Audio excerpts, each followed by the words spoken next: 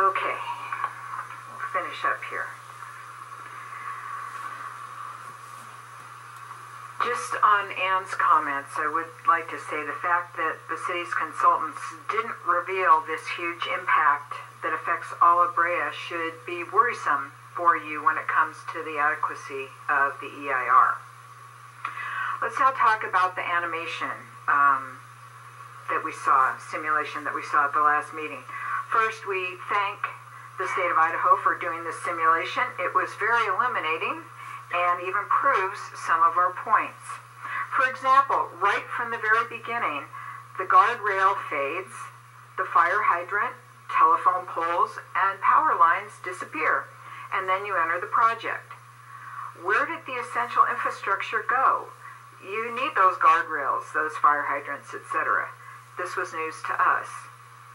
Since we've been told that the way Carbon Canyon looks now is, and I quote, not exactly the most beautiful window into your city, end quote, they have the audacity to enhance it with mature trees that burn.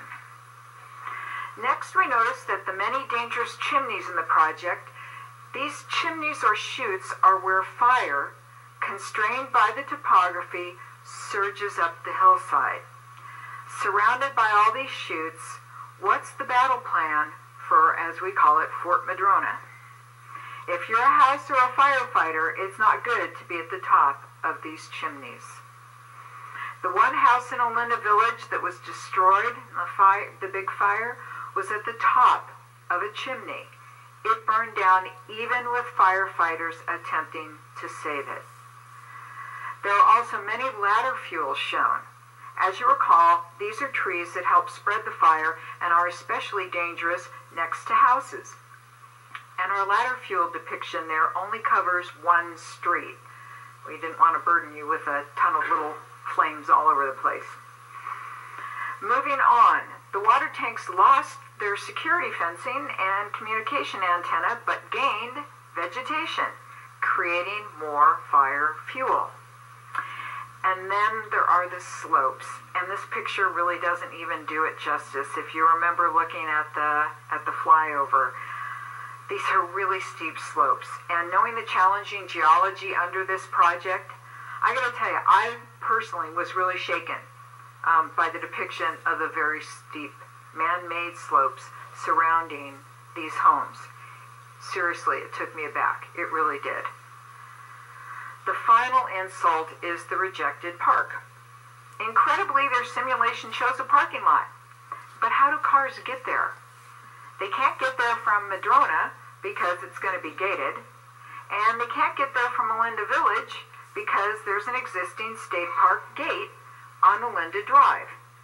The animation team would certainly have known this, as they had to go through the gate to get the simulation data. Let's put the park to rest. It's not going to get built. There will be no gathering place for this isolated community. Now let's talk about traffic.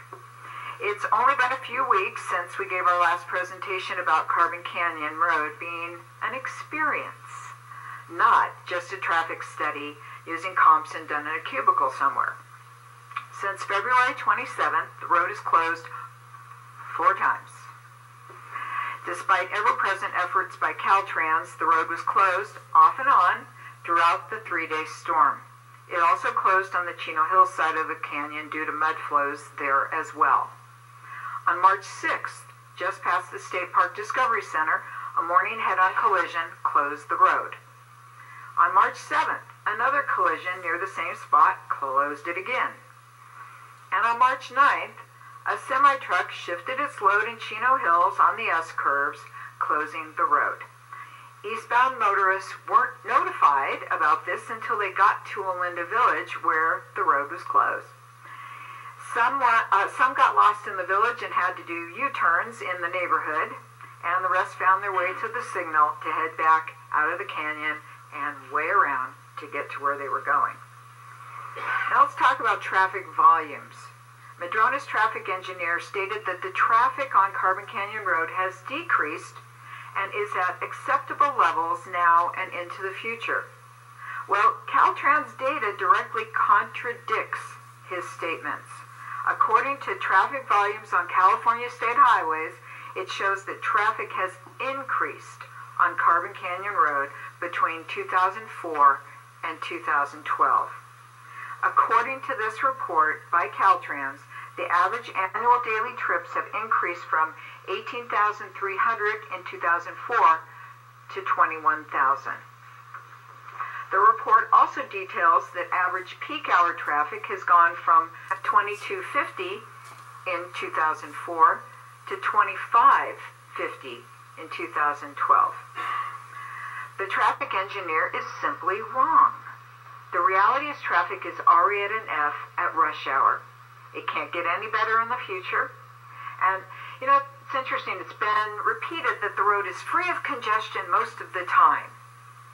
Well, you can say the same thing about the council chambers.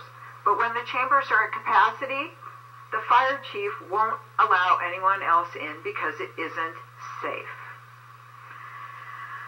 Now we have something new to talk about that came up. Entrance design. Houston, we have a problem.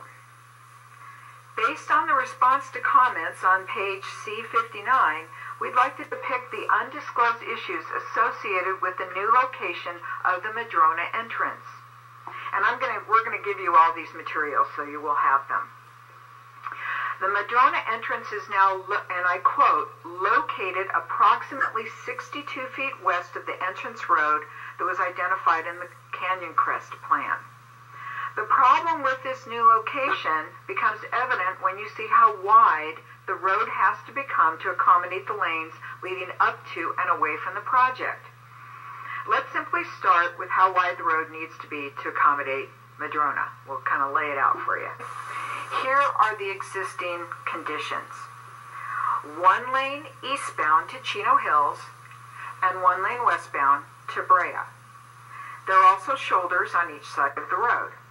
Please note the road width varies along Carbon Canyon Road, but for simplicity's sake, we did not incorporate that variance in this demonstration.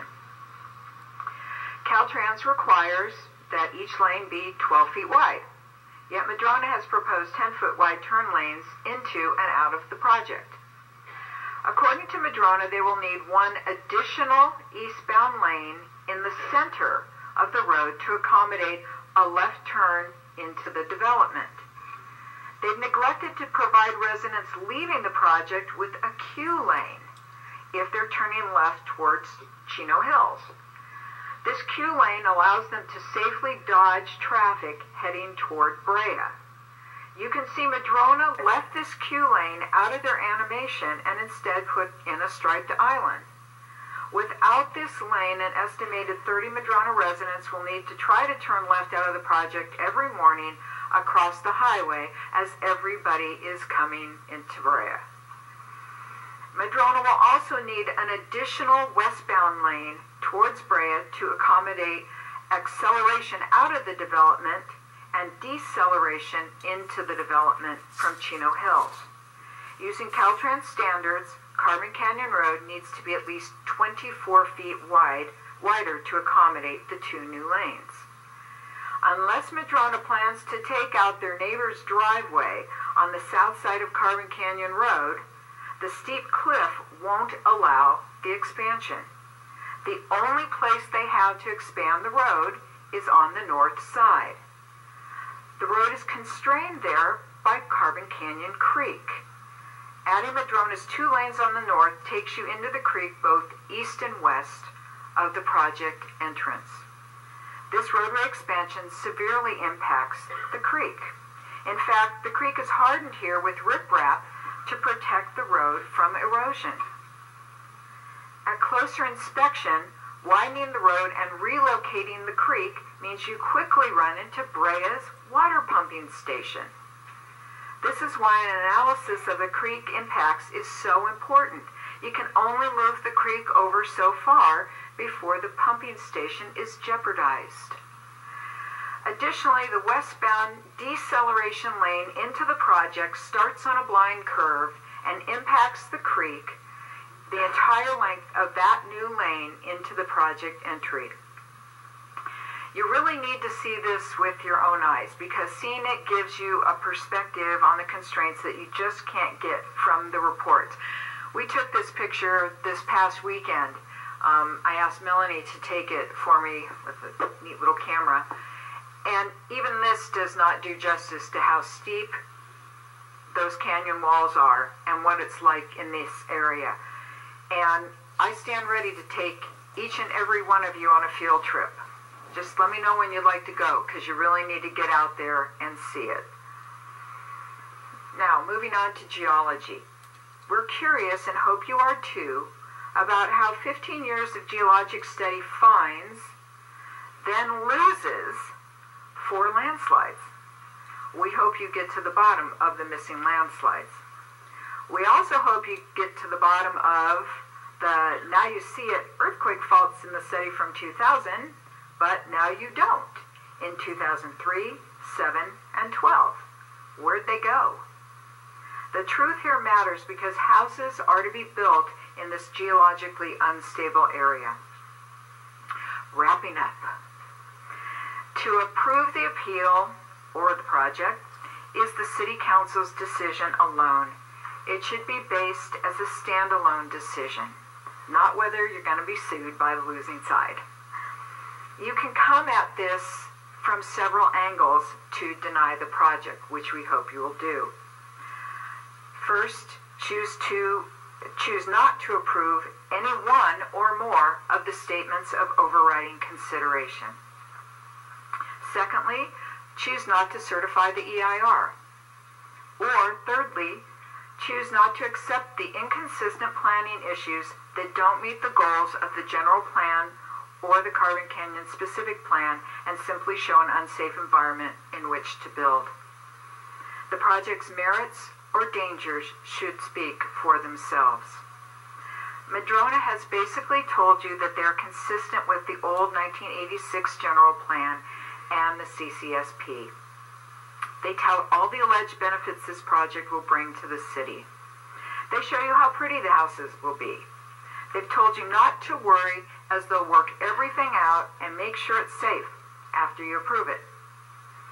Promise, cross your heart, and hope to die. On the other hand, we have systematically shown you the following flaws. The 3 SOC, statements of overriding consideration, shouldn't be made because the supposed benefits to Brea do not materialize and therefore do not override the environmental damage that would be done. Eric Johnson, who came up here at the last meeting, who does this for a living, showed you that economic projections are not real. They evaporate upon closer inspection. The fees may legally only pay for the project's needs. Remember, the impact fees cannot be used to make up for existing deficiencies. And the cost to provide services, including water and fire response, are much higher than estimated, while the revenues are speculative and, don't forget, regional at best. But the air quality impacts are real. The loss of nearly 1,400 oak and walnut trees is real.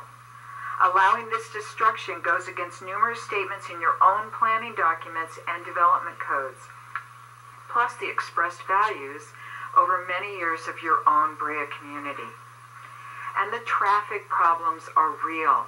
Common sense and the facts tell you that this project would add traffic to an already overburdened single-access highway.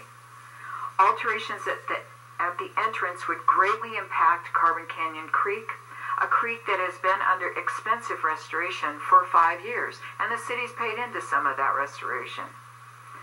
The impacts to the creek and the pumping station have not been analyzed.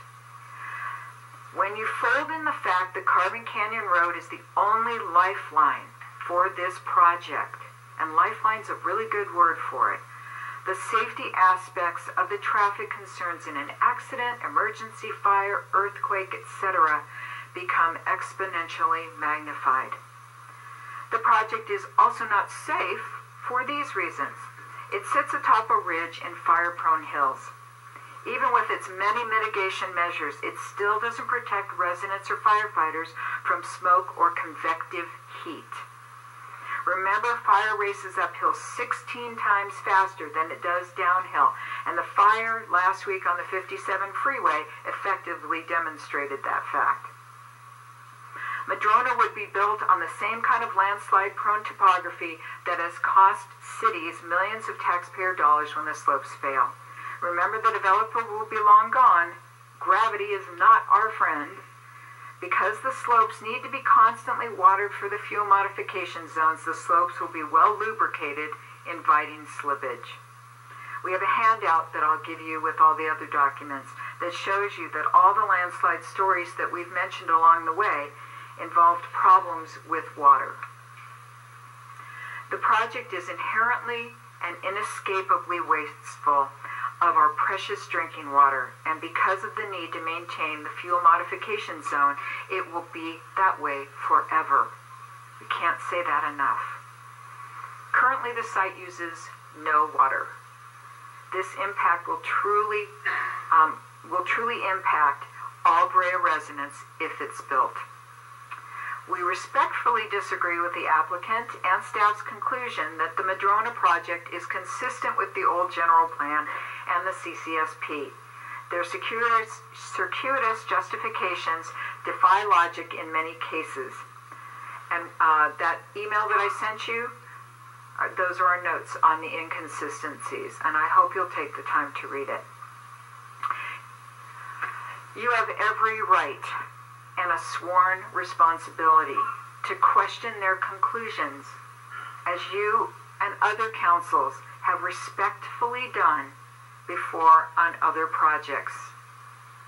And I say that truly with respect. We have some of the best staff people here that you could ever get, but we come to a different conclusion on many of the points, respectfully. We urge you to read the letters we've sent you from reputable professionals. Keep an open mind and healthy skepticism as you probe for answers. We haven't spent all this time opposing this project just because we're ornery, although we may be. We truly believe there are deficiencies that cannot be corrected or overlooked. You have all of our materials, and we stand ready to answer any of your questions. Please say yes to the appeal and no to Madrona. Thank you.